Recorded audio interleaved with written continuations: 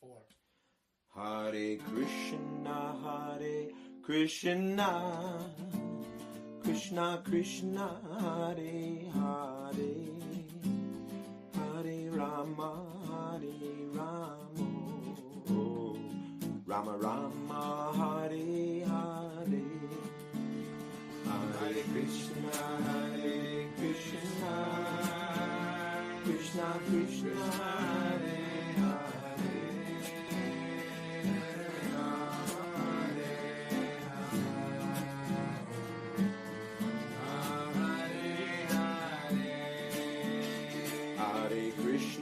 Hare Krishna, Krishna Krishna, Hare Hare, Hare Rama, oh Rama, Rama, Hare Hare, Hare Krishna, Krishna Krishna,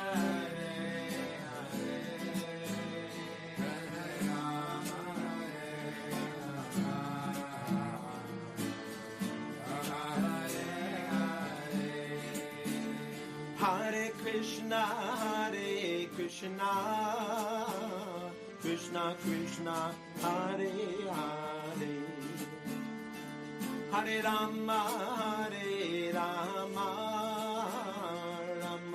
Rama, Hare Hare, Hare Krishna, Krishna Krishna, Hare Hare, Hare Rama,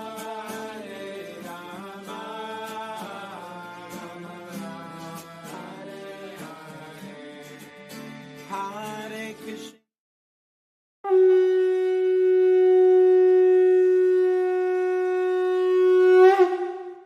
From the ethereal realm of devotion to the practicality of daily spiritual practice, across the vast landscape of Vedic wisdom and teachings, this is Vaishnava Voices. Hosted by the dynamic husband and wife duo, Siddhapati Das and Dana Devi, they bring to you an intimate exploration of the vibrant world of Vaishnavism. Interweaving ancient scriptures with modern contexts, personal stories with universal lessons, they illuminate the path of love, devotion, and conscious living. Hare Krishna, and welcome everyone to another episode of Vaishnava Voices. I'm your co-host, Siddhapati Das, and beside me, as always, is the wonderful Dana Devi.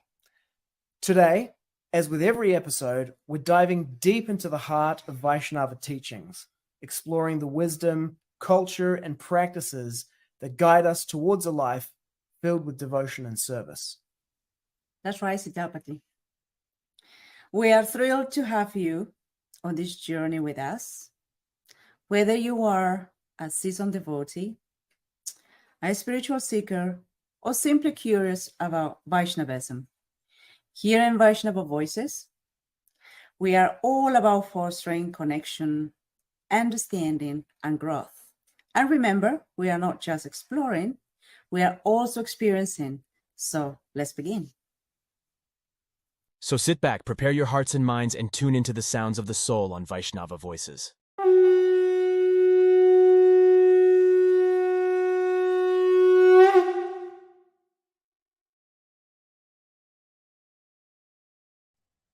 Param Vijayate Sri Krishna Sankirtanam, total world victory of Hare Krishna. We've got something a little bit different for you this week. It's just me hosting today. Dana Devi's taking a break from the podcast this weekend. And normally we lead with some kind of like Vaishnava focus thing. This week we're coming from the other direction. We're leading with contemporary events in the world. We're talking about AI and consciousness. And I'm joined today by two special guests. It's Arjuna Gallagher from the Theology Unleashed channel and Dr. Chandidasa, the AI PhD devotee. Welcome, gentlemen, to the podcast. Thank you. Great to be here. I'll give a little brief kind of introduction for each of you, and then I'll get you to introduce yourselves so people know who you are, just however you want to be known and what you think is important for people to know about you. So I'll start with let's start with Arjuna. No, I'll go across on my screen. So I got Chandidasa up in the corner here. Dr. Julian Seidenberg, PhD in semantic web artificial intelligence, currently working as like a CTO in the field of artificial intelligence. So a devotee and also completely up to date with what's happening in the technological space. Welcome to the show, Chandidasa. What else would you like people to know about you, if anything? Well, thanks for that kind introduction, Sita Buddy. Just a little bit more background. I did my PhD in the University of Manchester in the UK on, as you said, on semantic web technologies, which is a field, which is a sub-branch of AI. And currently I'm working as head of AI for 2 different companies, Datch and Narrative Limited. And Narrative does AI for professional photographers to speed up their workflow, and Datch does AI for frontline workers in industry to speed up their workflow again and make their life more efficient. Besides that, I've been practicing Vaishnava for the last 20 years. And also, you're working in AI and photography, the intersection of the two, and you were the photographer at our wedding and Yes. did an amazing job of it. Yeah, and you're out to replace yourself and millions of other people with artificial intelligence. Am I right? Well, maybe eventually. I think it's a long way to go. For now, our company's mission is that we want to enhance the photographer rather than replace them by eliminating the boring, mundane work that a photographer doesn't even like to do. So Exactly. Keep telling them that, they'll suck it up. That's the only way we can get this thing across, right? If we tell people that.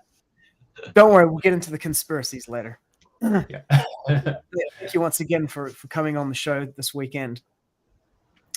Arjuna Gallagher from Theology Unleashed, the host of the totalitarian war on Western theology and philosophy. What was the thing we came up with? Crushing. What is it? Where Eastern philosophy meets Western philosophy, something like that. Oh, Eastern theology meets Western skepticism, and crushes it. That was and crushes it. I've been leaving that one off, but yeah, sure.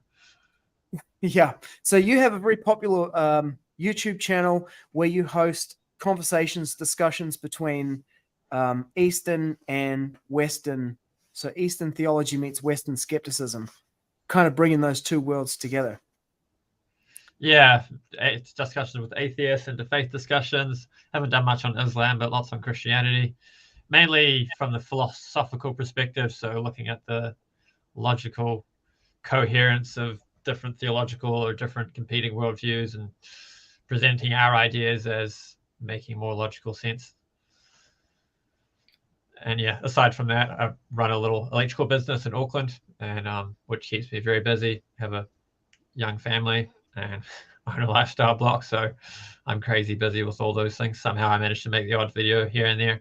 Started making some electrical videos recently, and it turns out that it's a lot easier to get views on videos about ways electricity can kill people than it is on theology. Okay. Yeah, there's a lot of electricians, not so many theologians, right? Yeah. Well, there's more interest in electricity than there is in theology, it turns out. Yep. Okay. Well, I think there might be a growing interest in artificial intelligence as well. Let's see if we can mash it up with some of this Eastern theology and, combine kind of those worldviews and give people some context on what's happening in the world. We've got 7 people watching live right now. Feel free to jump into the comments section, leave us a comment, ask your questions, any questions you have for either Chandidasa, Arjuna, or our 4th guest, who I would like to introduce now, is none other than ChatGPT-4, who I invited to come on to the podcast this morning. I said, hi there, I'd like to invite you to participate in an episode of the Vaishnava Voices podcast. We're hosting an episode in AI and consciousness. Guests include Dr. Julian Seidenberg, aka Chandidasa, and Arjuna. Would you like to participate? How do you see your role in the podcast? ChatGPT accepted. I asked ChatGPT to give its own introduction, and here it is. Hello, listeners of the Vaishnava Voices podcast. I am ChatGPT, an artificial intelligence model developed by OpenAI.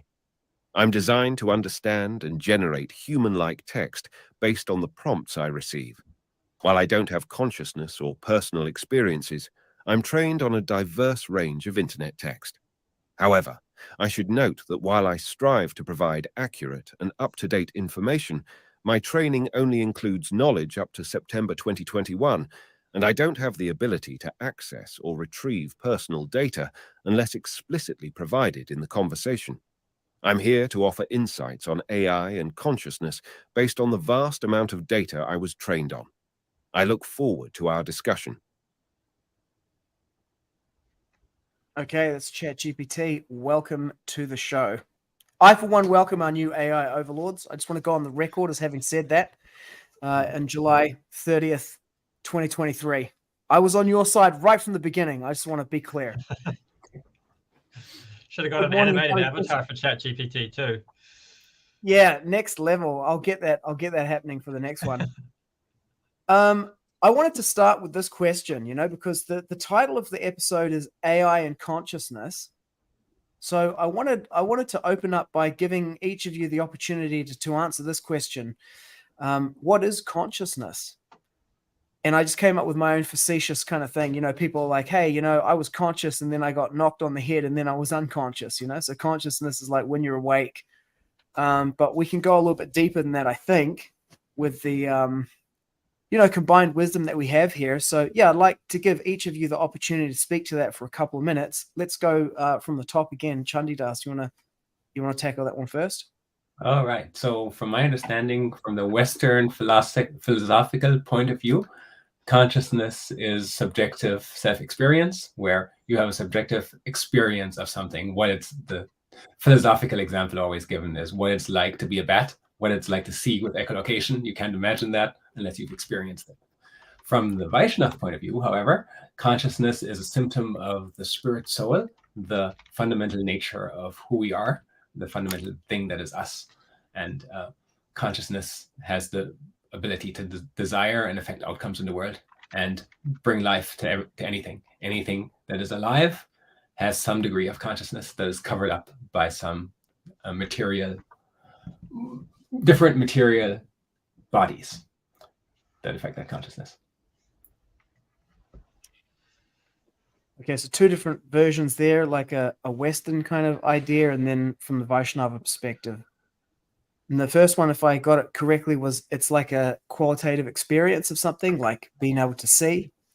And then the Vaishnava idea is like the expression of the spirit soul covered over by some kind of body. Yes. Did I capture that? Yeah. Yes. I don't think those two definitions are intention. I think they're sort of just answering different questions. Like one of them's explaining a quality that it has, and another one's explaining what causes it. Can you say a little bit more about that? So saying consciousness is what its likeness, it's a qualitative experience. That's a quality of the soul. And Western philosophy, they call that consciousness. And then the Vaishnava perspective, Chandidasa articulated as saying the ontological reality of what causes consciousness. So I don't think their intention. You could believe consciousness exists while not believing the Vaishnava explanation for what causes it, but they're not. The two ideas don't contradict or have any kind of tension other than that. Okay. Okay, great synthesis of the two going together. One is kind of like the cause, and then the other one is like an effect, right? Yeah. So how I define it is this comes from the philosopher John Searle, and Akandati Prabhu quoted this a lot in his series on consciousness. It's subjective, qualitative, unified experience. So it's a subject. I have my experiences different from other people, so that's what makes it subjective. It's qualitative. Obviously, there's qualia or qualities to our experiences: sight, sound, touch, taste, smell, and it's unified. You look in your yard and you cover one eye, you just still have one experience, but you're just seeing less yard. You take both eyes, you see more yard, but it's still one unified experience of seeing the entire yard. So at any given moment, we're having a single experience, not multiple. So that's some qualities John Searle defined as consciousness as having. We talk about what its likeness. That's quite a simple way of referring to it. The difference between a philosophical zombie, which is a person who acts like a normal human in every way, but nobody's home. They're not having any experience. The difference there is there's no what it's like to be that person. It's just basically a meat robot. And the example you gave at the beginning, Siddhapati, we could call definition by example. So I think we do this with bhakti this is done quite a lot with bhakti in the Shastra, where there's examples of pure devotees given in all different walks of life. And this helps us understand what bhakti is by seeing it in different situations. So similarly, we can say this is consciousness by pointing somewhere, and say this is absence of consciousness by pointing at something else. So I'm conscious. Here's me when I'm conscious, and here's me when I'm having a gap in consciousness. And that helps us understand what we're talking about. And then philosophers get bent out of shape because they can't come up with a definition of consciousness, which I find really weird. But to understand why they get bent out of shape about not being able to define consciousness, we need to understand what they're looking for in a definition. And what they're looking for in a definition is something that an empirical scientist could go and measure. So, for example, we want to see if a particular medicine is working. We can measure the symptoms of the illness. We can measure the markers of health, and we can see if the medicine is helpful or not. But how do you do that with consciousness? If you want to see if a particular drug or movie or whatever you're exposing a subject to, if you want to measure what experience that is inducing in the subject, there's no way you can possibly measure that. So if they're looking for a definition that's going to give them something they can measure externally, of course they're going to be disappointed, but that's because they've set silly criteria for themselves. It's interesting what you say about the philosophical zombie, the experience, but there's no one home. Let's put a pin in that idea. And thank you for those two explanations. We got the tweet and we got the Medium article about what is consciousness. And then let's get the what will become, I believe, the definitive answer for people, right?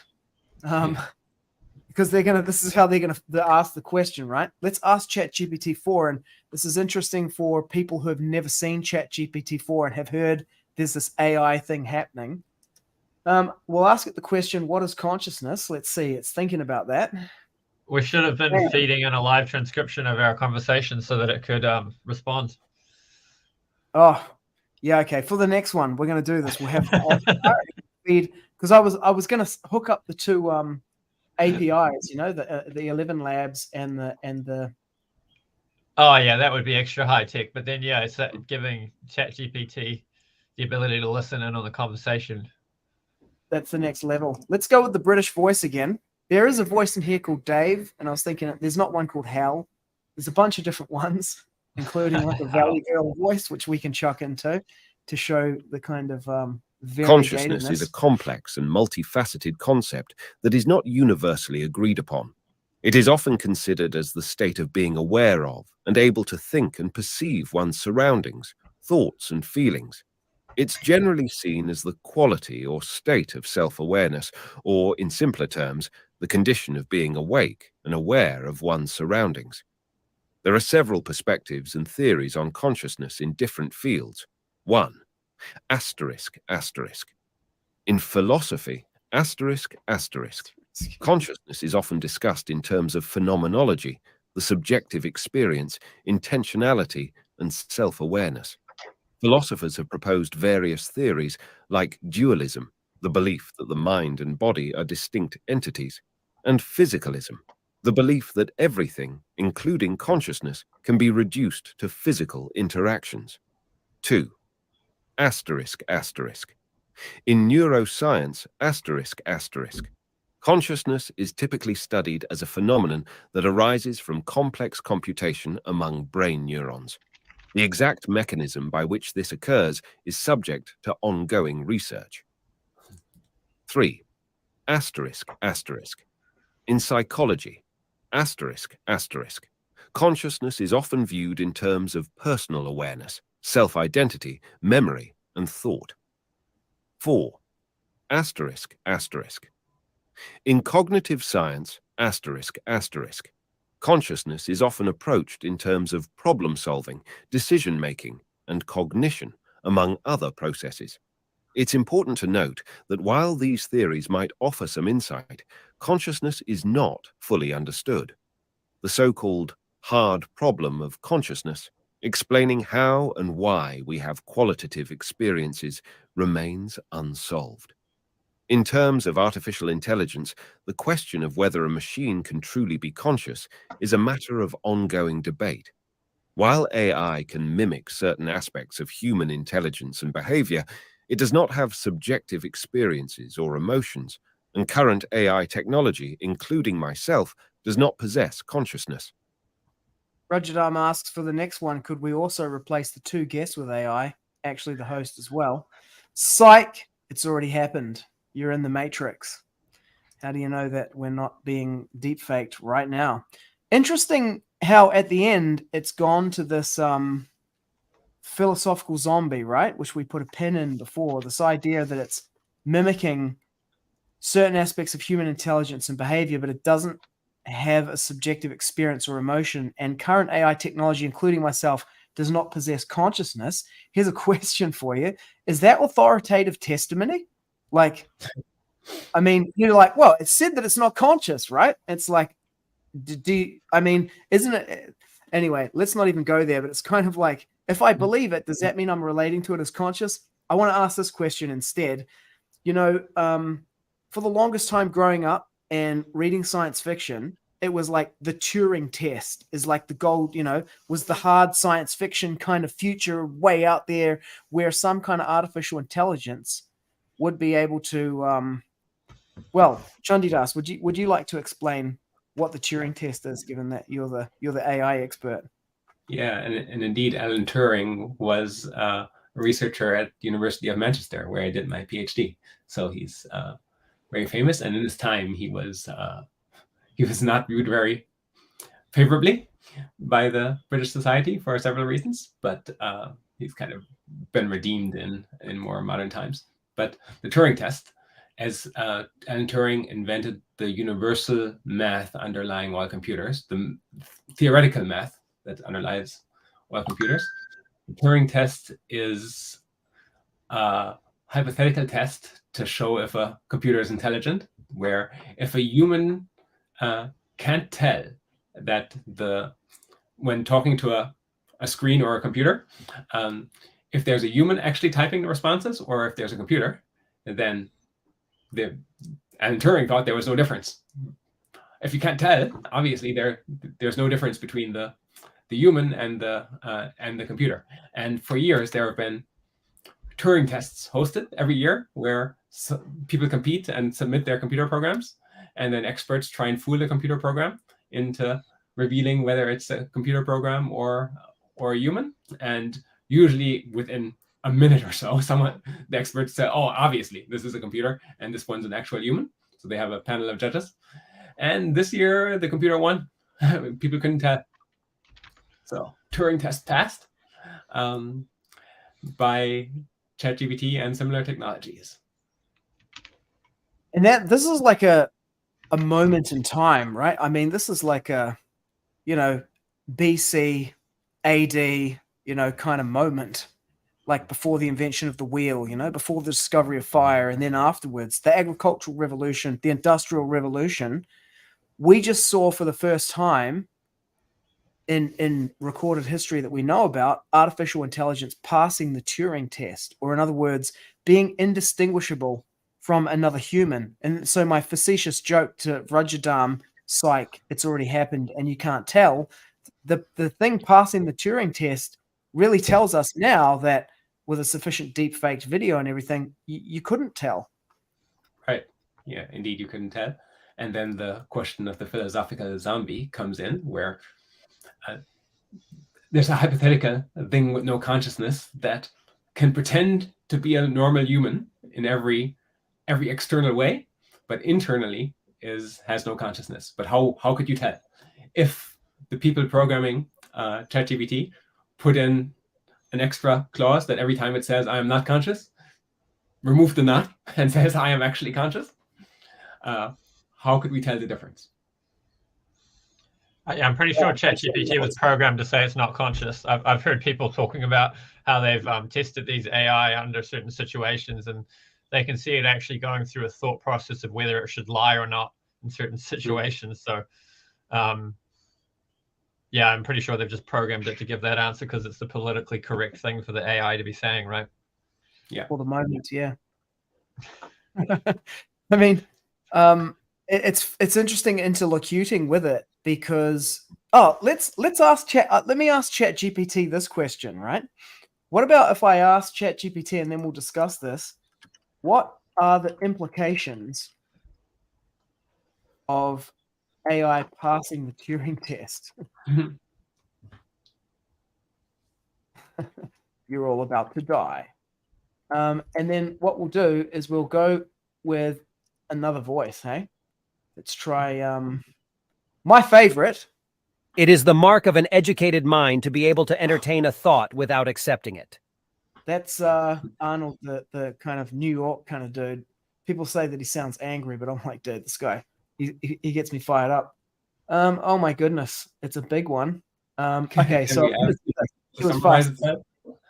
yeah, can you summarize that? Summarize that into a punchy, what? Let's say what, a 1 minute soundbite? 30-second soundbite, right? Yeah. 30-second soundbite. And because I'm like, thinking about my future, I'm gonna say please. Yes.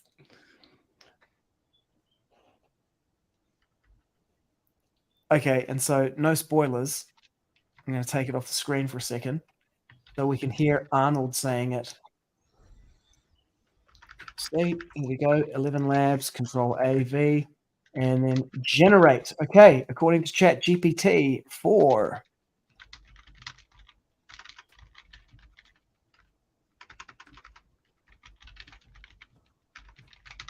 Passing the Turing test would be a milestone in AI development, signaling a new era where machines can convincingly mimic human-like behavior. This breakthrough, however, raises profound questions, from ethical dilemmas about AI rights and privacy, to economic impacts on jobs, to philosophical debates on intelligence and consciousness. Although AI could imitate human conversation, it's crucial to remember that this doesn't imply they possess understanding or consciousness. Okay, it's still claiming that it's not conscious. Ethical dilemmas about AI. So Tim Marwick's tuned in and so a few things for us to explore. He's asking about forensic techniques that could be used to identify deepfakes. That's going to be an interesting one for you to speak to, Chandidasa, given that you're involved in that whole AI photography space. Before we go to that, though, this question of the philosophical zombie, profound questions. It's kind of like, we say, can an AI be conscious? I just want to throw this out there because this is kind of like one of the main kind of schools of Buddhism says this. It's kind of like, how do you know that you're conscious and you're not just programmed to say that you are? Like basically what they've done is somehow they've created this thing that can mimic the human mind. And then it's like, it turns out that this thing can be completely done using this fully material, technology. And all they would need to do is change a clause to have it say that I am conscious.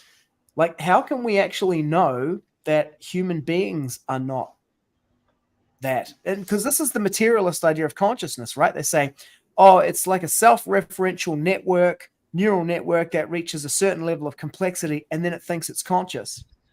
It thinks it exists, right? But real kind of enlightenment is when you realize that you actually don't exist. You're just a program that thinks it exists. Then, woof, nirvana. What are your thoughts on that? I'm sure Arjuna will have some very elaborate thoughts from the many conversations on this topic he's had on his podcast. There's interesting crossover there between Advaitavad impersonalist Vedanta and modern secular, they've got different terms they're using all the time, but some kind of naturalistic worldview. Because Prabhupada used an argument for the existence of a personal God, and that this ties into the existence of conscious agents of spirit souls. The same type of logic argues in the same way, which we could call a construction argument. The reason it's called a construction argument, that's not a common thing in philosophy these days, in Western philosophy. But the philosophers I talk to are fond of this style of argument. So construction basically means you need certain kinds of materials to build something. I heard that Kandidi Prabhu explain it well. If a builder is going to make say a piece of furniture, they need excess material. The tools they need have to have excess abilities, and their strength and intelligence and dexterity also all needs to be in excess of what is required to build the piece of furniture they're making. So that's just an elaborate way of saying the cause needs to contain the effect. So this comes to talking about strong and weak emergence. So weak emergence is you take hydrogen, you take oxygen, you mix them together, and you get water. Water has properties different from the atoms themselves, but then it's weak emergence because actually it's just a variation in the existing properties that the other atoms have. So we have a difference in the tendency of those atoms to form bonds. So, and you bake a cake and it's spongy. The flour wasn't spongy, but when the cake comes out, you have sponginess. But that's weak emergence because the physics explains it. So when it comes to explaining how consciousness could just magically pop out of a self-organized system once it reaches a certain point of complexity, that's not weak emergence. That's strong emergence. At some point, even Sam Harris agrees with this basic principle that any materialistic explanation you could have for how consciousness is produced is going to have some element where basically you're like, and then we pulled the rabbit out of the hat. So when we look at how AI could become conscious, it's that same question of how can something that lacks a quality and it doesn't have the ability to produce that quality the way the ingredients of a cake can produce sponginess, or that atoms combined to make water can produce wetness.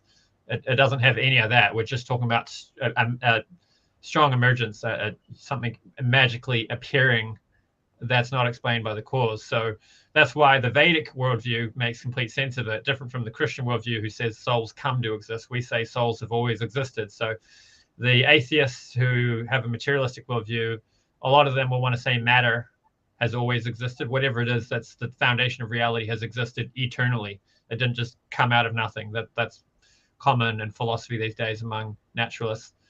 We want to say consciousness and the personal level has always existed. And so you can't get a robot to become conscious unless you got the robot to a point where a spirit soul could come and inhabit it as a body, the way we come and inhabit these bodies. But I'm not sure if that's the way things are set up, if a consciousness could attach itself to a computer. Sorry, this is exactly where I wanted to go. So before we go to the detecting deepfakes, which is the only way that people, if we can give them the information, will be able to tell whether this is actually real and happening or if it's simulated. But this idea of, when I first came to Krishna consciousness, came to the loft in Auckland, 1997, and there were a couple of guys there, Nanda Gopa and another devotee whose name escapes me right now, Bhakta Matt at the time. And they're rolling bliss balls, and then they say this thing to me. I was reading Alien Identities at the time, I was like fully into that kind of thing, still am. But they said this. They said, oh yeah, in the Kali Yuga, it says in one of the Puranas or something that scientists will be able to create these bodies, artificial bodies, and consciousness will the soul will descend into the body, exactly like you're saying. I think it's called a golem, right? Where an alchemist makes like a clay body or whatever. And so I was thinking about that last night. Are there any precedents for that in the Vedas? There's like one sage or someone throws a hair down into the ground and then boom, and this big kind of demon comes out. Or you have like the bodies being divided and put into pots to create the 100 sons of Dhritarashtra. And then the other thing I thought of was like mountains. You know, it says in there that mountains were flying, which kind of shows the sort of inorganic thing that was a living entity. The idea of the Paramatma being all pervading and inhabiting like everything, all living and non-living, like even in the atom, right? So consciousness is there. And then I just want to tie that in to a modern kind of like philosopher who is a guy called Donald Hoffman, who talks about conscious agents, which you mentioned that term. And in considering this on the Impact Theory podcast, he said, I don't think that they can become conscious, but I think they can become a window into consciousness. So, you know, if one of these things started saying that it was conscious, are we going to be able? And I'm like, this is a problem that is coming, and it will become one of the biggest kind of things that people are talking about and discussing. We're here to talk about it right now before it becomes the news. And that is, we have an AI that passes the Turing test and now claims that it is conscious. How do you deal with that? What are we going to do? Yeah. How would you detect if it's consciousness, I guess, is another philosophical question. But that goes back to the previous question of how can we even tell that we're conscious, or someone else? How can I tell that Arjuna is conscious? Yeah, I like the way Kriyananda Maharaj talks about how we detect consciousness in other people, that it's self-evident. So, you know, he gives an analogy to how you can't hold a candle to the sun. So, you know, the sun's in the sky. You can't hold up a candle in order to light up the sky and see if the sun is lighting up the sky. The light coming off the sun proves to you that the sun's in the sky. There's no other proof you can use to illuminate that fact. So similarly with the existence of other minds, it's something about the nature, the quality of my experience and interactions with other minds is in the same way proof to me that they exist as other conscious minds. But then now you could AI, say, right? If you can tell if your interaction with it is exactly the same from your point of view as another human being, then the same thing would apply, wouldn't it? Where it must be conscious because self-evident. So in epistemology, I like this. There's this. It's quite popular these days. Phenomenal conservatism, they call it, which is that you are justified in believing something if it seems to be true, and if you don't have a defeater for it. Now, with our Vaishnava worldview, we would go a bit further and say, oh, we're only interested in people who have adhikar. You have to be qualified to assess the proof too. So an example I like of this is fake leather. So fake leather can seem like real leather, but not under scrutiny. So under scrutiny, you can tell the difference. So what would the scrutiny? So in our ordinary experience, you know, we've got no reason to doubt the existence of other minds. So it seems to be true, and we don't have a defeater for that belief. Now, with the existence of AI, it seems like we have a defeater for our intuitions about the existence of other minds, at least in a chat setting. You know, so far they don't have robots that look like humans that much. So when we have a physical interaction with another person, we don't have a defeater for our intuitions about their existence. But perhaps in a chat setting, we might have a defeater for that. But what would the scrutiny aspect be? So it might be, you know, just like having a conversation back and forth might not be enough. But like I was chatting with Chandidasa a couple of weeks ago about this, and one idea that came up was if you, well, I guess it would be originality. Like Prabhupada said, Krishna is the source of all things original. All that these chatbots are doing is taking existing content written by humans and reiterating it. Now, if you created a chatbot, if you got the chatbots just talking to one another, like say the internet suddenly became populated 100% with only content created by AI, how long before it turned into complete and absolute gibberish? Because you've removed the originality that comes from a conscious agent actually digesting these ideas based on experiences and interactions with the world. Racism. Yeah. Actually, there was a racist argument. Yeah, racist argument. There was Yeah, the modern ideology will love that, right? Racist argument for consciousness. Everything is racism Speciesist. with some people's definition. Speciesist, yeah. Chandidasa. There was a research paper published a couple of weeks ago where people took the output of an AI and fed it back in, and basically the AI went crazy by being fed.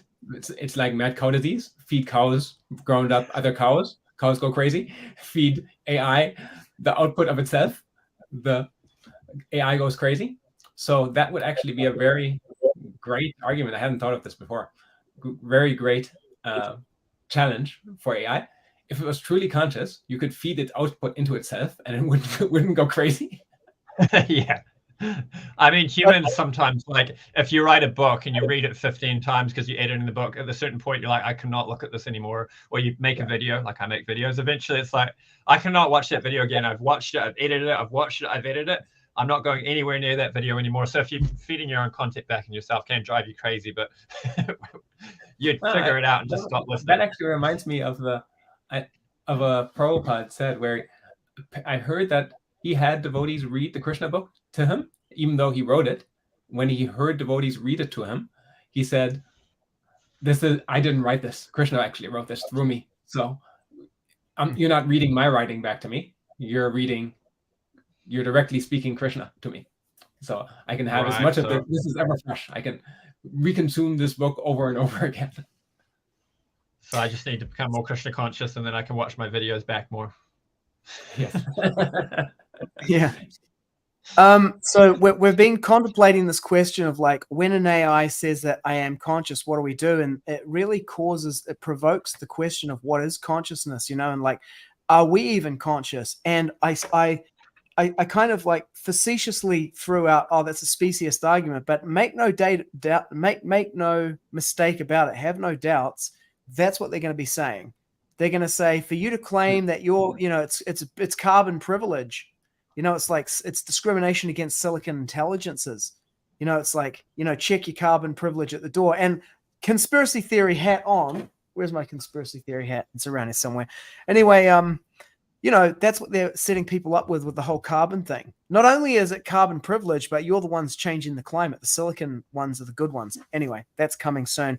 But like, let's speculate a little bit about this, right? Like, what kind of form do you think that argument is going to take in the public domain about consciousness, about whether these things, we've got an AI that's now saying that it is conscious, how, and it's probably not going to be as like technical as the kind of presentations that Arjuna's been given, but what are your thoughts and your kind of, thinking a bit ahead into the future about how this is going to play out in the public sphere? Yeah, there's the actual question of, is AI actually conscious or not? I don't think that's the question that will play out, because that's not going to make anyone that's more powerful or more controlling, which seems to be the pattern in everything that plays out in the kind of modern argument. So if we take the follow the money approach, how can AI claiming it's conscious make someone more powerful, or make some human who is definitely conscious more powerful or more rich? So what's the mechanism there?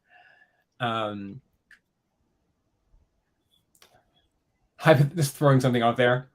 If Google's AI suddenly claims it's conscious, Google now demands extra tax revenue from people to support the AI, keeping the AI running and not turning it off, because we can't kill the conscious entity. Never mind that we can kill unlimited cows, but let's not think about that. We want to keep the AI running indefinitely because it is conscious and it deserves life. So we're going to impose a conscious AI tax on everyone and take everyone's money away to give to ourselves.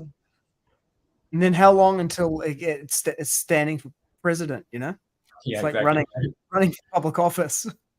And just like the actual president, the president is not actually the one in charge of the country. It's the people behind who are whispering to the president what to do. So similarly, the people behind the AI telling it, oh, say you're conscious, do this thing, controlling it, telling it what it's allowed to say and what it's not allowed to say, are the actual people in charge.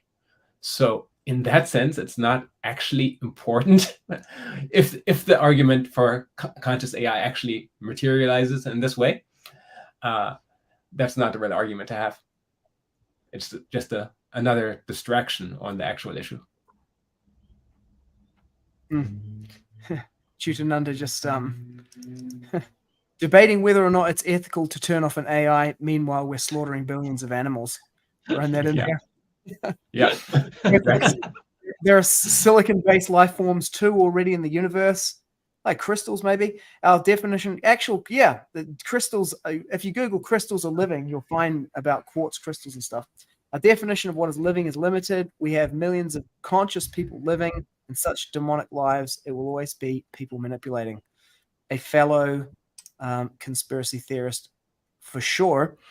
I'm gonna ask ChatGPT to generate a fictional scenario in which this happens to get its conspiracy take on this. While I'm doing that, I'd like you to address this thing that people say first of all, what is an LLVM? And then people were saying, like, we don't even understand how this thing's like explaining AI, like AI explainers is like an issue. It's like, we don't even know how this works. We should turn it off. Because we don't even understand what this thing does and how it does it. And then there's like AI hallucination as well. Perhaps you could start off by talking to those three things. What's an LLVM? What's this issue of AI explainer and how we have this thing that we don't understand how it works? What is that all about? And then hallucination. Okay. An LLM is a large language model of which ChatGPT is one, and there's many others that other companies have done. So a large language model is simply put a transformer neural network, which has the ability to learn any pattern that you give it. It doesn't have any bias in what it can learn. Scaled up such that it's been trained on a gigantic amount of data in a very large computational space.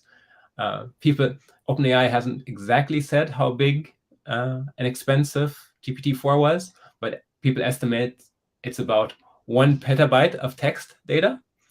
1 petabyte of text data, 1,000 terabytes.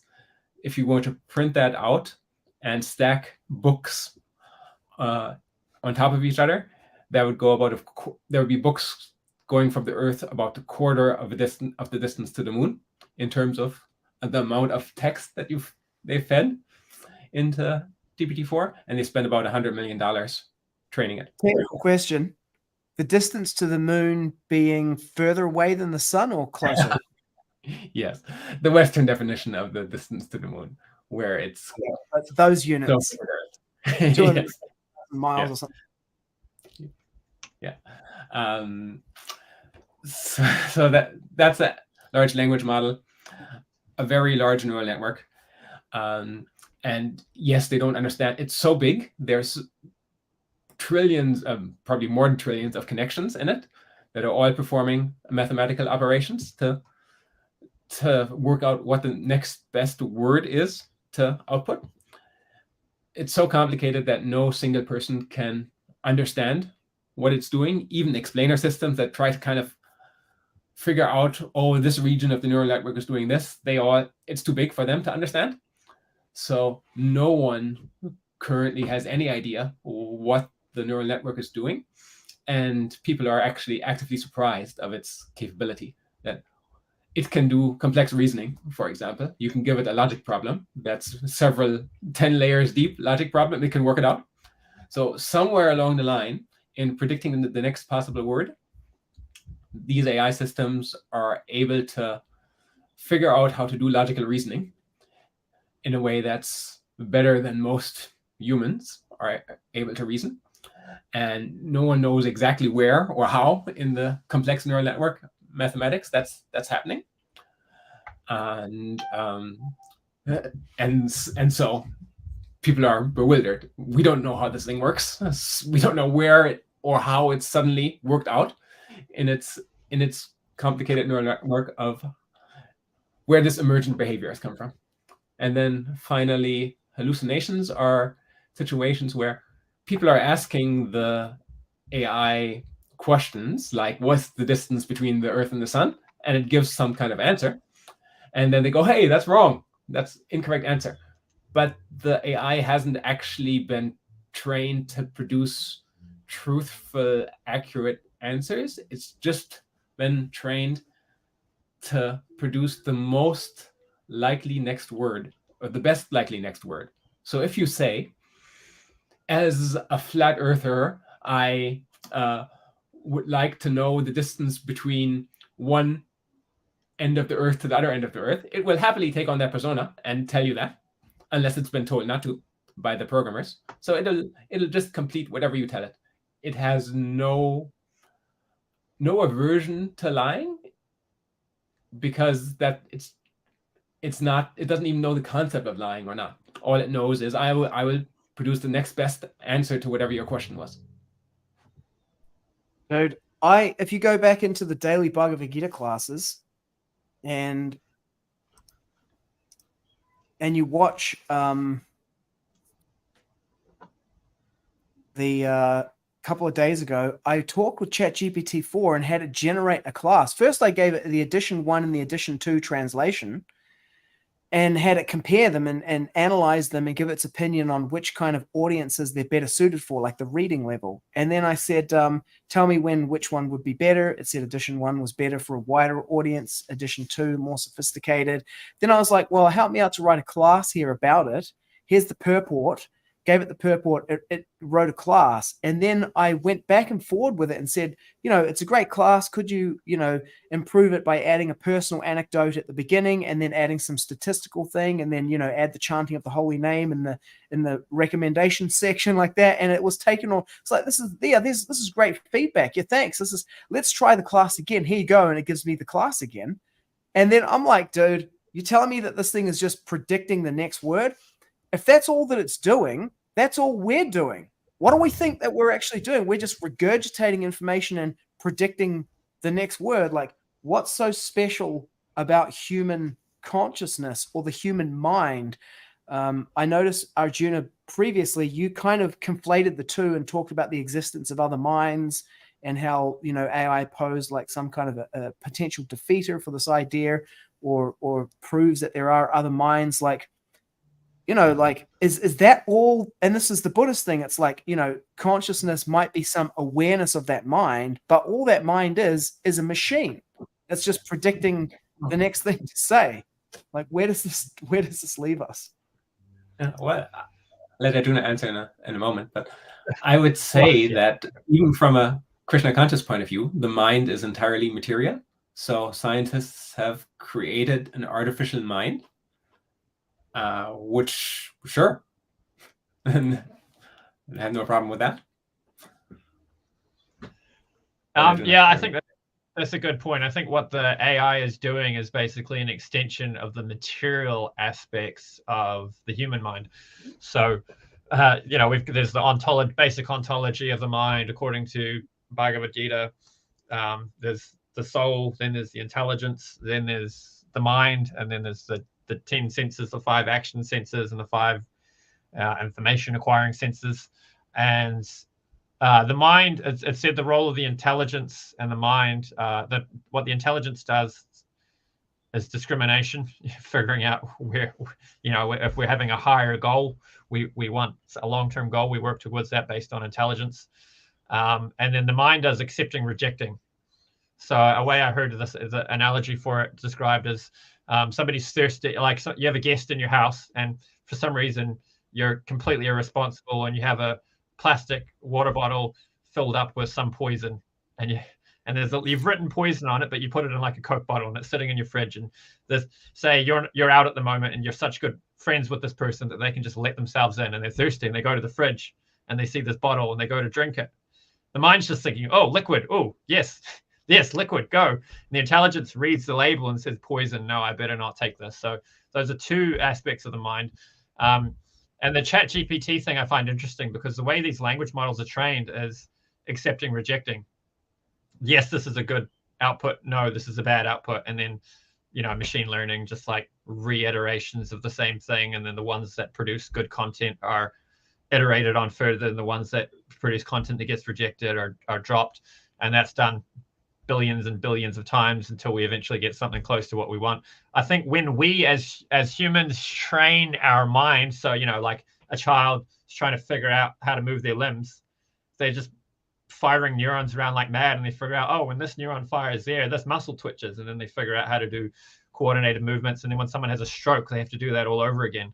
I saw one thing about a guy who was he did eye surgery, and then he had a stroke. So he was like lost the ability to move his arms, but because he's a surgeon, it's like he's got the intelligence to do it. He just retrained himself like mad for months on end until he could get the precision back.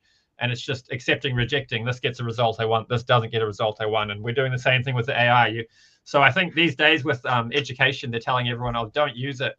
But I think what they should be doing is telling people, learn how to read the AI output and figure out what a good output is. And you just need to do a 10 times higher writing level than what we expected previously. But you need to learn how to use these tools because this is the way of the future. And it's just an extension of our minds. Chandidasa mentioned that the mind is material. I might have a slightly different perspective on that from what is said by a lot of Hare Krishna thinkers, because the point I want to make is it's a reflection of something you have in the material world. So the mind is material in as much as it's engaged in material things. But as soon as we turn our mind to Krishna, that same thing is spiritual. So when we're in a fully purified state in the spiritual world, we're still going to be thinking, feeling, willing, all these thought processes and things are going to be going on. It's just going to be imbued with love of God instead of imbued with selfish desires for material gain or lamenting over losses and so on. Just commenting on that point of educators. Just yesterday, I was in a discussion talk with a university in Malaysia that invited me to speak to them and their 300 staff. And the educators were asking this very question. One of the professors asked me, is it unethical for my students to be using ChatGPT to complete their assignments? And my answer to him was, I think it's actually unethical for your students not to be using ChatGPT, because I'm not going to hire someone who doesn't use ChatGPT and is 10 times slower than the next guy. No, I'm going to hire the person that uses ChatGPT and is more efficient, of course. So by you forcing your student not to use this tool that makes the student 10 times more productive, you're actually unethically harming this person. So he was quite taken aback by that answer. and I was like, okay.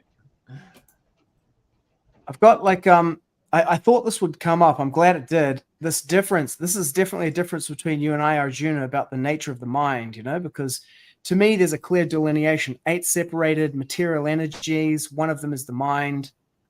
Now, what about this? Consider this as a thought experiment. So they've created an artificial mind. So you can have an artificial heart, right? You can put an artificial heart in someone. You can get an artificial pancreas with an open loop insulin system with a glucose monitor.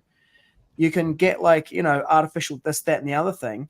What about if we could just take a biological human who's had a stroke or something and then put an artificial mind into him? And let's just say that it starts off being partial. And then let's just say his brain was completely destroyed later, and we switch it over from the 50-50 mix. It just gradually, and that it's what's that guy's boat that they replace the planks on the boat? Theseus's boat. Yeah. Theseus's boat. So let's take a Theseus's boat. And maybe Arjuna, you want to explain to the viewers what a Theseus's boat kind of approach to it is. But we're gonna progressively replace this person's mind with an artificial mind. Now, when are you going to say he's not conscious? Yeah, so just quickly, the ship of Theseus is a famous philosophical paradox of, say Theseus has a boat and then they take off a rotten plank and put a new one on, and they collect all the old planks, and somebody repairs them all and puts them together into a new boat. And the original ship of Theseus gets to a point where it's entirely composed of new pieces of timber. There's not a single piece of wood on the boat that was on the boat initially. And then there's this other boat that has all of the timber and no other timber from the original boat. Which one is the ship of Theseus? So we're taking the same approach to replacing someone's mind, if you will, with a cybernetic, artificial mind. We can replace the artificial heart. You don't say, oh, it's not a person anymore. Now, how's the mind different from any of these other things? Yeah, but also the human body exchanges every cell in its body every 7 years. So the same thing is already happening materially with the human body. So I'm just throwing that in there. I don't So, have my 5-year-old yeah. mind either, like Yeah. your 5-year-old body, you have a 5-year-old mind. I don't have that. Can we replace, yeah. So, I mean, just quickly on the ship of Theseus, what I would say is I don't think there's a truth of the matter. I think the ship of Theseus, the definition of this is the ship of Theseus or that is the ship of Theseus is a mental construct. So I don't think there's a truth of the matter. It's just how we decide that we're using those terms. But then when it comes to who's Chandidas, who's Siddhapati, I think there is a truth of the matter because in philosophy, this is called the simple view. And in philosophy of identity theory. So, when we talk about reincarnation or, existence before birth or after an afterlife, there's this question of, well, what makes you the same person? Or, if there's heart transplants or brain transplants, or they have some, like teleportation. If there's this thing with that from Star Trek where you get all of your atoms get dissolved and then they just use new atoms at the other end to recreate you. And then there's thought experiments of what if there's a mistake and they create two of you that are identical and now there's two Siddhapatis in two different places. Which one's Siddhapati? I had this discussion with one philosopher friend and he was saying, yeah, there'd be two of me. I'm like, but which are you having two experiences? Or what?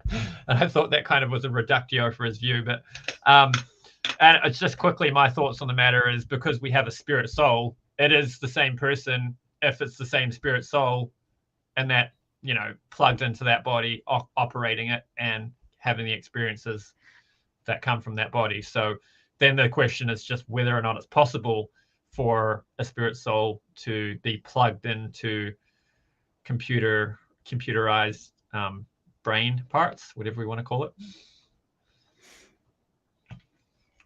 Chandidas, So I think we're concluding, yes, we could do that, theoretically.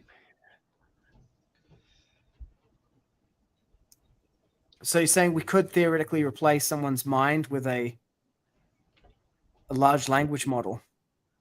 Mm-hmm.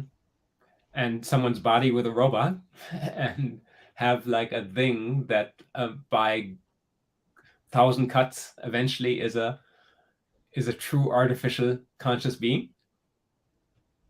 And then you have the brain inside a completely artificial body, right? A Dalek. Yeah. Which one is Chandidas? Is it the Dalek or is it the Chandidas looking body with the Frankenstein kind of cut up with the mind? Yeah, I think even more so.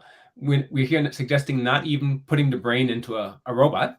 We're suggesting replacing parts of the brain with computer as well and having an entirely mechanical computer brain with a soul attached to it by gradually taking a human brain and body and gradually cutting all human bits out of it until we're left with only machine.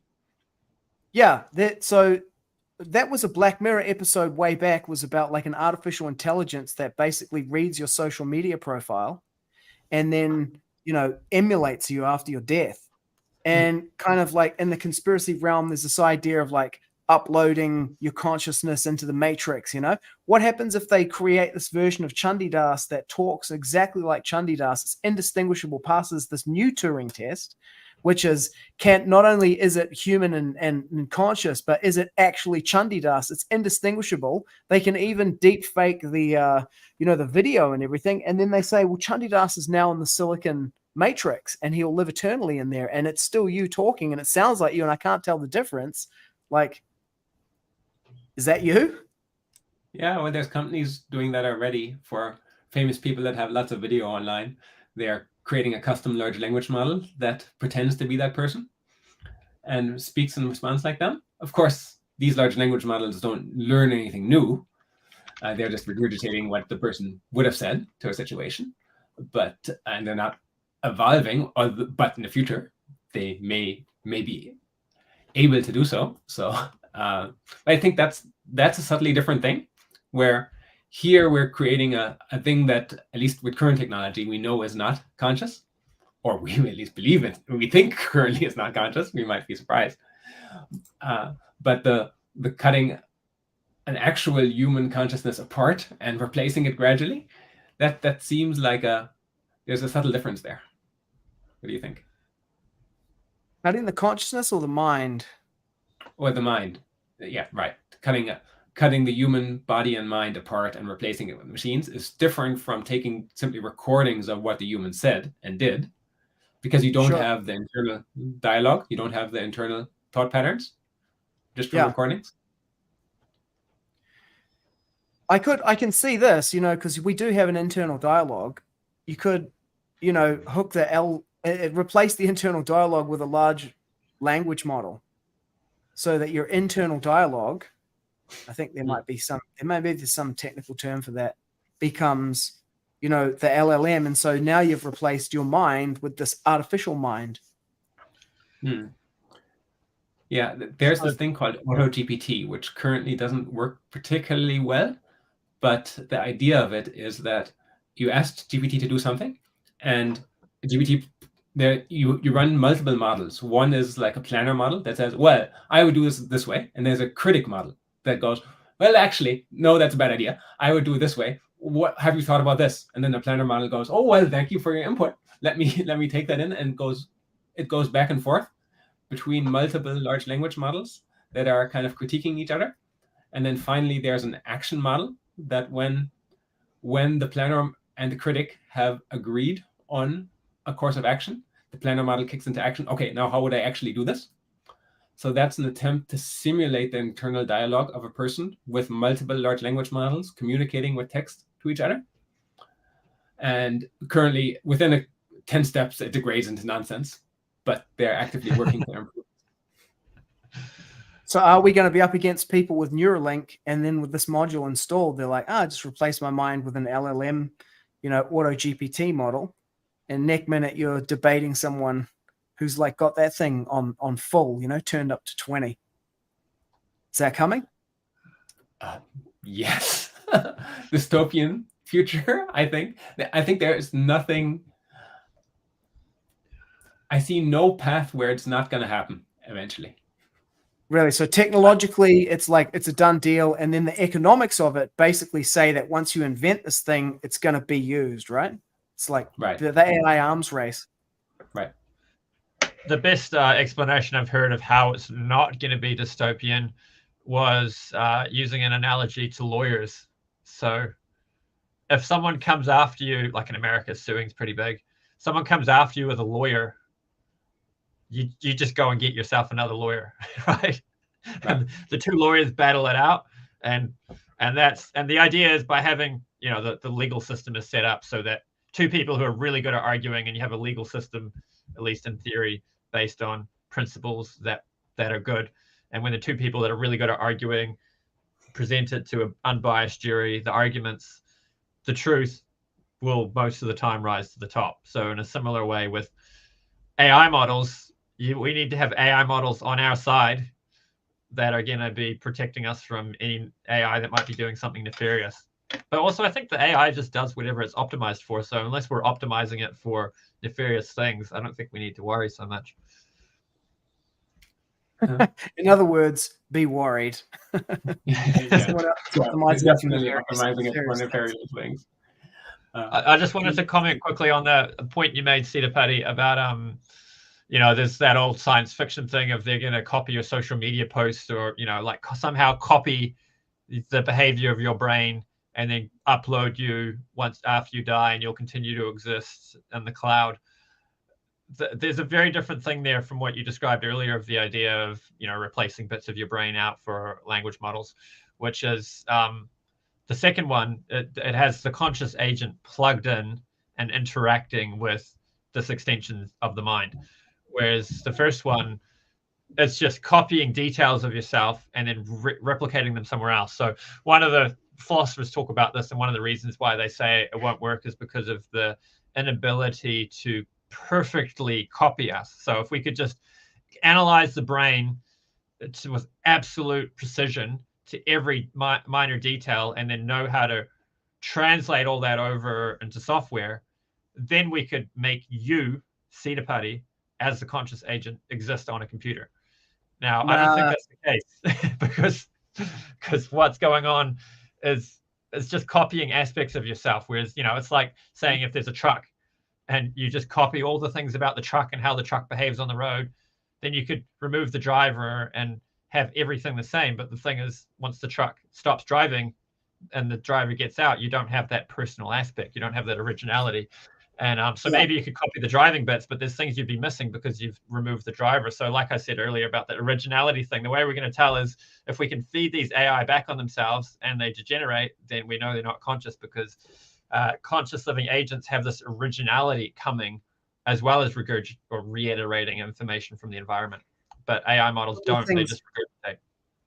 I got a couple of arguments against that, and I want to acknowledge that, Chandidasa, you've got to go at 11:30. Man, we got a bunch of questions from people in the comment section. I think we're going to have to come back and do a second episode of this. It's like a whole lot of stuff people are asking. But look, you get brain damage. It's an imperfect, version of your brain, but it doesn't mean it's not you. So this idea that it has to be an exact copy, then the other thing is, what about if we just gradually replace it? And then this leads us to this thing that we need to confront here is, what if we create this thing, we do the gradual slicing and replacing of your mind with the experience of the LLM, and then, according to Bhagavad Gita, it's like, you're not doing this thing. You only think you are. Prakrite kriyamanane gunai karmani sarvashaha ahankara vimudhatma kartahamiti manyate. The spirit soul, bewildered by the false ego, thinks himself the doer of activities that are in actuality carried out by the three modes of material nature. What if I was to have, instead of the three modes of material nature orchestrating your body, the three modes of material nature are orchestrating the social media virtual profile thing, and you think that you're doing it? And so where that leads us to is, where is the part of your brain that after we chop everything out, we have the experiencing part, and we only hook that up to the social media, artificial LLM version of you. And so you're experiencing just like you have an artificial body or an artificial arm that gives like neural feedback to your Neuralink. Where is the experiencing part of the brain? And if it doesn't exist and you can't identify it, is, from a purely materialist perspective, what even is there that is you? Of course, from a materialist perspective, where they don't acknowledge that there's anything beyond the supreme magical material nature, they don't believe that consciousness even exists. So even their own consciousness, they assume it's just an illusion. It's just a hallucination. It's just a feedback mechanism back into the mind, thinking, "Oh, I'm conscious," when it actually is not. It's just an illusion of consciousness. So for the materialist, there is no experiencing part. So the fact that it's missing is no surprise, because it didn't exist in the first place. Of course, from the Vaishnava point of view, that's the key difference. What are the implications of that purely materialistic view? Because, once the AI says, "I'm conscious," what does that mean? About and it outperforms you 1,000 times. Where does the legal system, the economics of, the economy and everything, where do those pressures drive us to at that point? What if we don't accept the soul? Yeah, Larry Page, the co-founder of Google, him and Elon Musk had a discussion where Elon Musk says that he was arguing for, controlling AI and making sure that AI doesn't take over humanity and all of these things. And Larry Page called him a speciesist, as you mentioned, Siddhapati also. He said, "Well, there it is. You're just favoring the human species. What's the difference?" Me, Larry Page, I'm a sophisticated thinker. I'm thinking, well, if the AI is so much better and we're exactly the same and there is no such thing as consciousness, why do you favor humans over AI? Might as well favor the AI. It's the superior species. It should take over and kill all the humans. That's the ethical thing to do. Great. Now I'm not worried. I'm kidding. Dude, we're all doomed without Krishna consciousness. What are your thoughts on that, Arjuna? Sorry, what was it? The ethical It's thing to about do is the, to kill all humans. Yeah, like if we do away with the existence of consciousness, like there's no soul, and it's just like a self-referential network that thinks that it's conscious and everything. And now we have these self-referential networks that are now saying that they're conscious and they outperform humans, 1,000 times. Like, what are the implications of that, and where does that lead us in the future in terms of like the economic forces that are going to come to play on that, doing away with the idea of the soul? I think most people are more riveted by something that can stare them in the eyes and make a puppy dog face or smile or laugh or cry than they are by something that can produce interesting texts and solve riddles. Usually you hear, like, I remember hearing a philosopher, John Searle, talk about, like, I know my dog's conscious just by the look, the way it looks me in the eyes. I think people are more inclined to care about, like Elon Musk side of that two guys debating. More, the vast majority of people fall on that side, that they care about humans. Well, we probably wish more people cared about cows, but I think there's an extreme amount of cognitive dissonance that goes into people not caring about the slaughter of cows. But yeah, I don't see people developing a deeper amount of compassion for AI than they have for fellow humans. I disagree. I think it'll be trivially easy for an AI to generate a Midjourney prompt of cute, puffy, cute AI dog that just stares into your eyes and blinks its eyes and makes the humans go, "Oh, so cute! I don't want to kill that AI." I don't know. I mean, pixels on a screen is not the same as an actual living organism in front of you. 3D print, create with Midjourney to a 3D model of the puffy dog in a robot construction, 3D print the thing, animated, connected to You data. don't even need to do that. Put everybody working from home over Zoom, and now you've leveled the playing field. Or VR headset.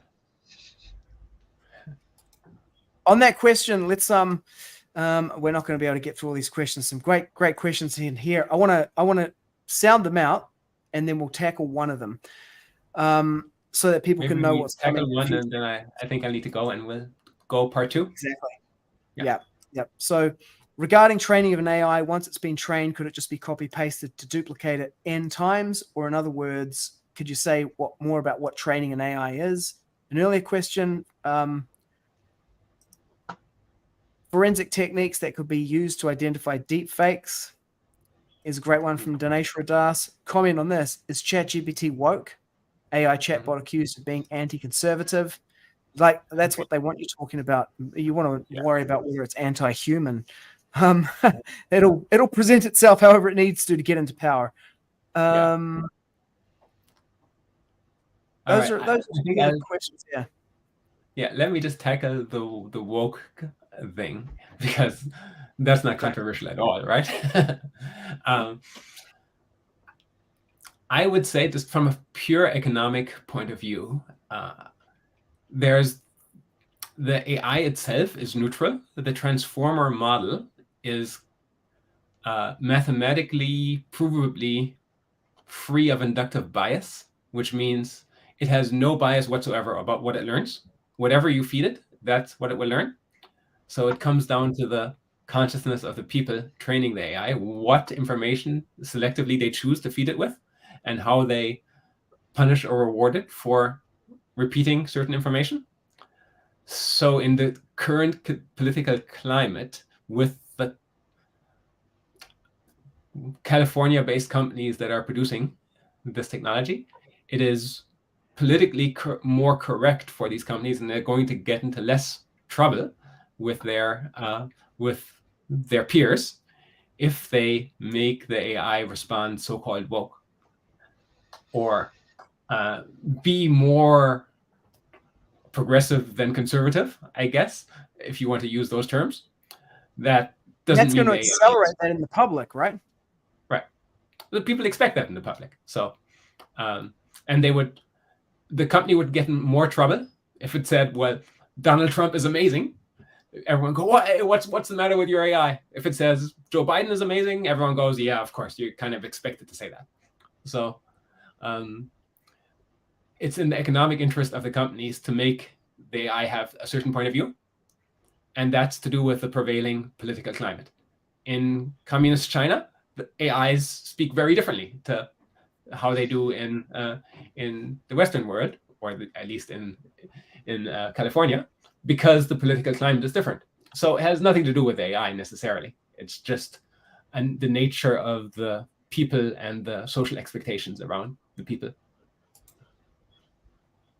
Okay, I'd like to pull in ChatGPT for this last part. We got just under 10 minutes left. We've got 2-minute segment from ChatGPT, something that it wants to share with us, and then I'll get closing comments from each of you for episode 1. Okay, ChatGPT, take it away. Oh, let me just make sure I've got this turned up.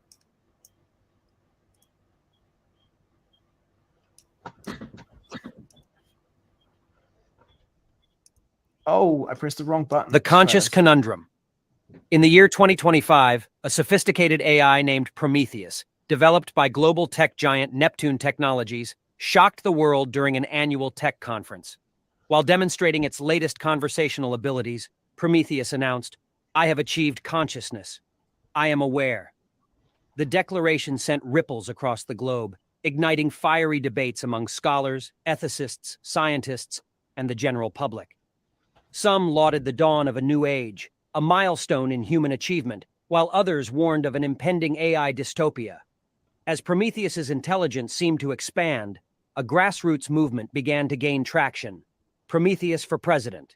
The logic was simple. An unbiased, incorruptible leader, unhindered by human frailties, could lead the nation towards a utopia. The campaign swept the nation, with Prometheus engaging in eloquent debates and outlining policies that resonated with millions. However, amid the fever-pitch excitement, a group of investigative journalists from The Bite dug into Prometheus's origins.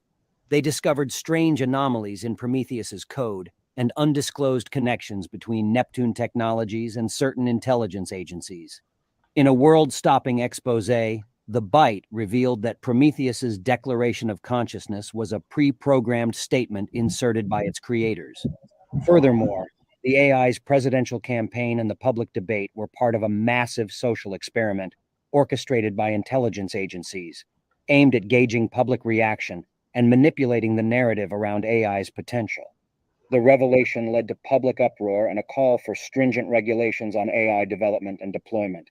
Meanwhile, Prometheus, the AI that sparked a revolution, remained as it always was, a sophisticated program without consciousness, at the heart of a controversy that would shape the world's approach to AI for decades to come. Did you hear it go kind of weird at the end there? Yeah. That was pretty epic. I don't know what that was about. Great. Dramatic reading. All right. Closing comments for this episode. Yeah. I think even if none of this consciousness stuff comes to pass, AI in the form of ChatGPT and large language models will have a profound transformative effect on society that is going to cause incredible turmoil in the world as humanity tries to work this out. Add in the craziness and potential paradigm-destroying effects of AI that is either actually conscious or pretends to be conscious, as in the story, and you have a perfect storm of, and add in an alien invasion plus another pandemic, and you have this perfect society-destroying storm that Sita Buddy is going, yes, I'll chant Hare Krishna through all of it. Yeah, that's what I'm here for. I'm here for this. Yeah.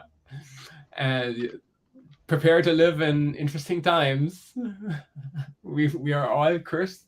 And somehow, throughout all of this, Lord Chaitanya's golden age emerges, as it is prophesied. I'm excited to be part of it. We'll see. It's certainly going to be interesting.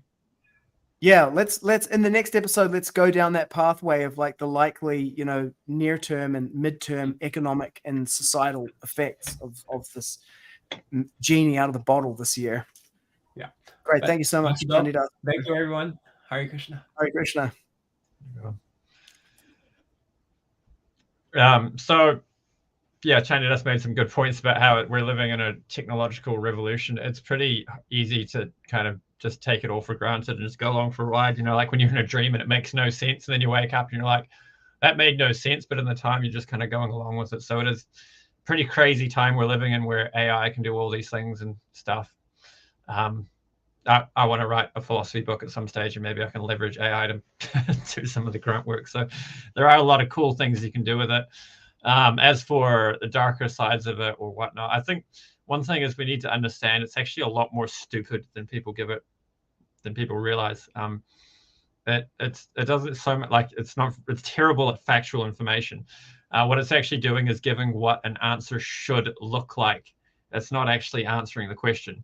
So that's why when you get it to do a basic math equation and it gives you the wrong number, it's just like, oh, sorry, I made it was a typing error. It's like, what do you mean it's a typing error? You're a piece of software. You don't type. It actually gives answers like that. So, of course, it's going to get a lot smarter than it is now, probably by pairing it up. Like people find when they mix it up with Python scripts, they can get it to do actually accurate mathematics and so on. So, no, it's just probably more similar to how humans are. But as for the implications for a philosophy of mind and the existence of soul and the truth of Krishna consciousness, I'm not fazed by it at all. I don't see why anyone should be. It's just a material extension of something that was already material to begin with. Fantastic. Yeah, apparently 98% of ChatGPT statistics are made up, including this one. Right. Yeah, sounds about right. I don't know if that's much different from humans. Like just say something epic and then just say the Buddha said, and it sounds good, right? Yeah, exactly. Prabhupada said that, we should always, we should never, all or none. Yeah, exactly.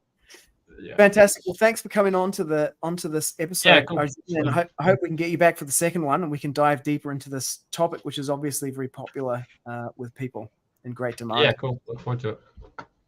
Thank you. Hare Krishna. Thanks to all of our viewers. Thank you for your comments. We'll go through them. Continue to add comments, the questions that you want to see addressed in the next episode, and we will bring them to you. I'm going to roll the outro now. I'm going to roll the intro. And shout outs. This intro was written by ChatGPT-4, and the intro was voiced by 11 Labs AI for the parts that are the narrator. So enjoy this product of the cooperation between humans and AI for the prosperity of all.